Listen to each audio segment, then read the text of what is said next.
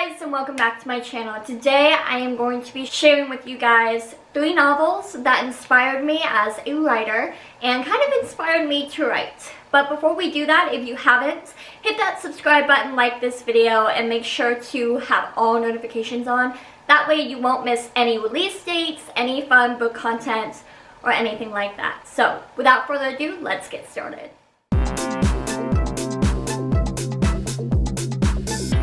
So as an author, I've always been inspired by writing. I will literally read an English book front to back for fun.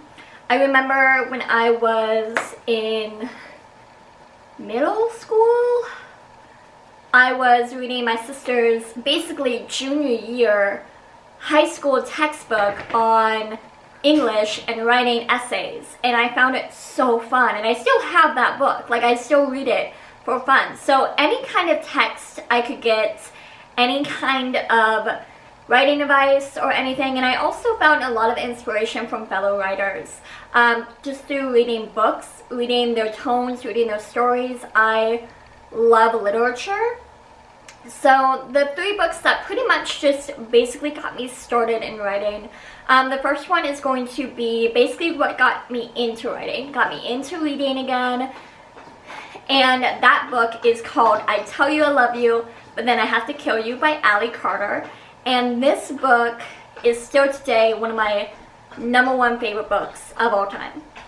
It's about a spy school and a girl named Cammie and her friends going to spy school and getting all of that fun stuff. I typically call this book my Hogwarts because I was the same age as Cammie in the novels, and each year a novel would come out and she went through school up to her graduation, into college. So I was Cammie's age. I got to grow up with, instead of Hogwarts, I grew up with the Gallagher Academy and the school of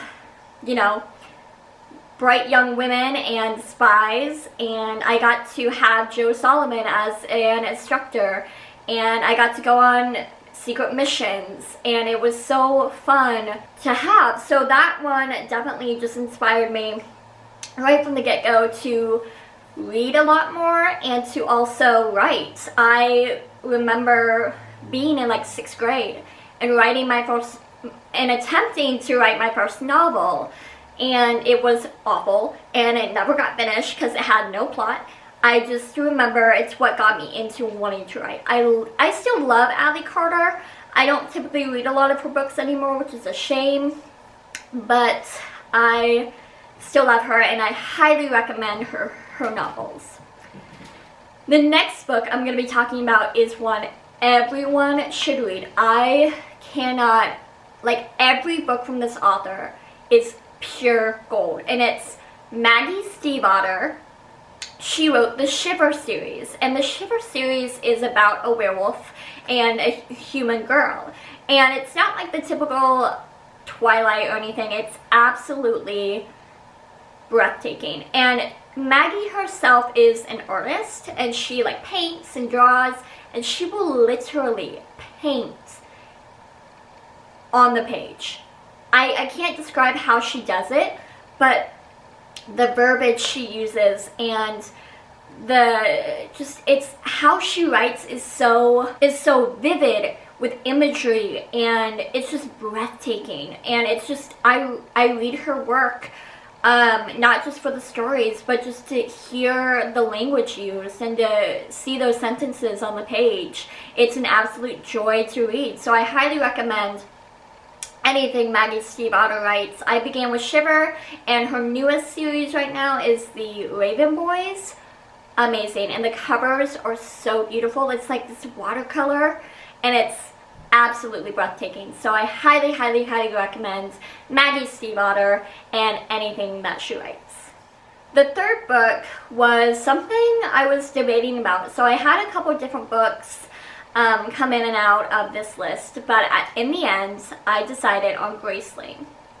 Graceling is a high fantasy novel about a female who takes like this little girl under her wing, and it's just a beautiful story. And why I included this in this video is because it was, again, it was actually one of the first fantasy novels I read, and it was recommended to me by my best friend Caroline. She recommended it to me, and it has stuck with me to this day. So much so that when I was in college and I was in a creative writing class, and we had to write like a little short story, what I wrote about was fantasy, and one of the girls, one of my friends, mentioned, this reminds me of Graceling. It wasn't because it was like a ripoff of Graceling, it was completely different, but she said, I don't know why, but it reminds me of that book. And it kind of struck a chord with me because I had forgotten all about that book, and I was like, oh my gosh, I used to love that novel.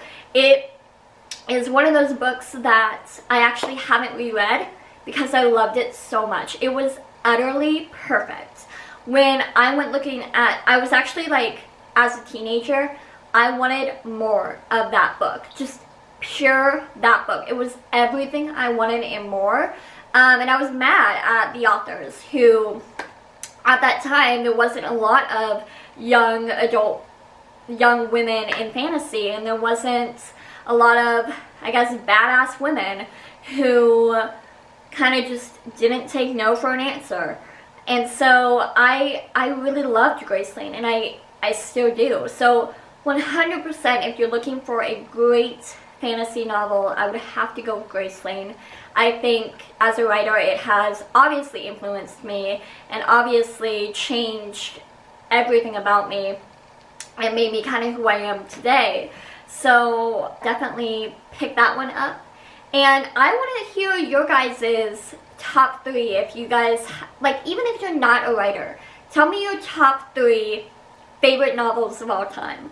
And what 3 novels you have read throughout the course of your life that influences you most. So with that being said, I'll see you guys in my next one, and I can't wait for my novel, Red Siren, to be out soon. I'll see you guys next time. Bye.